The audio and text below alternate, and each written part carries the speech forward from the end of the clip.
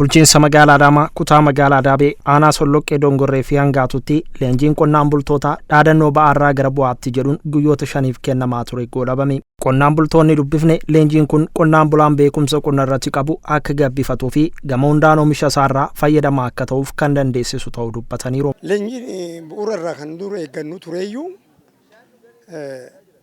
kan nama jijjiiru kan hin beekne kan nama beeksisu nu qotee bulaan qusannoo hin beeknu kan arganne hin facaafna gamaa gamana jechaadha. Kun akkamitti qabeenya akka horannu kan nu barsiisu gurmaa'inaan dhuunfaadhaan akkatti karaa ce'umsa qabeenyatti akka ceenu kan nu barsiise. Ga'amma akkuma amma asirraa baranneen qofa waa'ee qusannaatis baankii keenya baankii siinqetii wal qabatee qusannaa akkaataa itti qusachuu qabaannu namni tokkorraa hagam qusatee hagam argatee hagam irraa akka itti qusachuu dandeenyu waan baay'ee barannee irraa isa kanammoo hojiitti hiikuudhaaf nulleen hojii cimaatu nurraa eegama. Hanqinaaleen gama dhiyeessii xaa'oo keemikaalota farraaramaa fi bishaaniin jiran oomisha isaanii dabaluu irratti danqaa ta'aa waan jiraniifis akka furamaniif gaafataniiru. Hanqinaaleen amma tanaan dura kan jiru hanqinaalee xaa'ooti.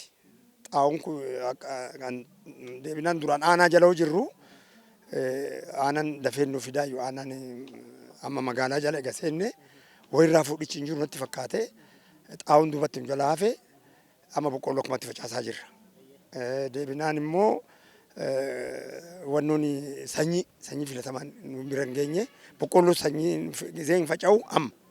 Wanni amma godhamee nu hanqate kun of duraaf akka giseedhaan nu dhiyaatu barbaadna bakka. Bulchitoonni aanaalee lamaanii akka jedhanitti qonnaan bulaan oomishaa fi oomishtummaa gabaaf dhiyeessu baay'inaan ariitii fi qulqullinaan oomishuun murteessaa ta'uu himuun kanas akkaataa ittiin milkeessuu danda'an irratti hubannaa gahatee argachuu dubbataniiru. Qonnaan bulaan keenya karaa ijaarameen hojii misoomaa irratti akka bobba'uuf oomishaa fi oomishtummaa dachaadhaan dabaluudhaaf qonnaan bulaan kilaasteraan ijaaramee achi keessatti karaa guutuu ta'een paakeejii guutuudhaan hojii oomishaa fi oomishtummaa irratti bobba'eetiniin qonna keenya bu'a qabeessa taasisuudhaaf qonnaan bulaan as keessatti leenjii akka fudhatu kan barbaadame.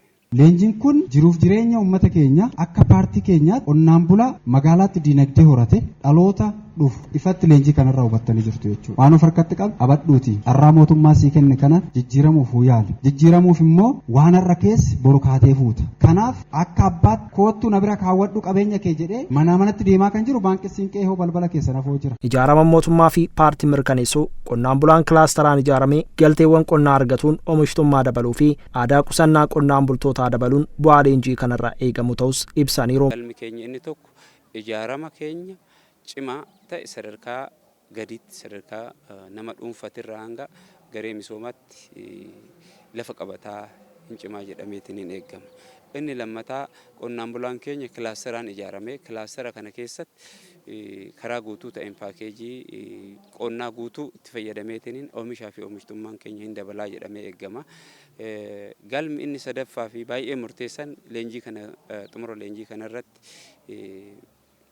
eegamu aadaan qusannaa qonnaan bulaa keenya hin dabalaa jedhamee eegama jechuudha.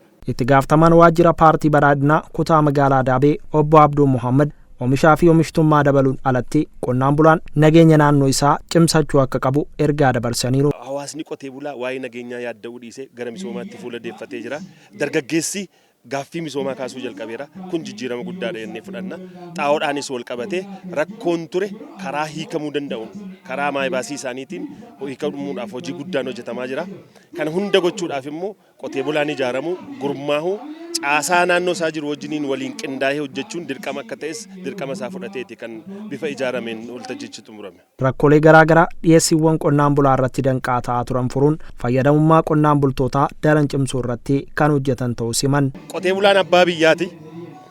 Qotee bulaan keessatti qotee bulaan Oromoo saba guddaa saba qabsoo siyaasa Oromoo keessatti jaarraa tokkoof walakkaa qabsoo Oromoon gaggeessaa ture keessatti qotee bulaan adda durummaadhaan gahee bahataa ture. Diina fuuldura dhaabbatee qabsa'aa ture. Oomishee nyaachisee biyya kana asiin gahee jira.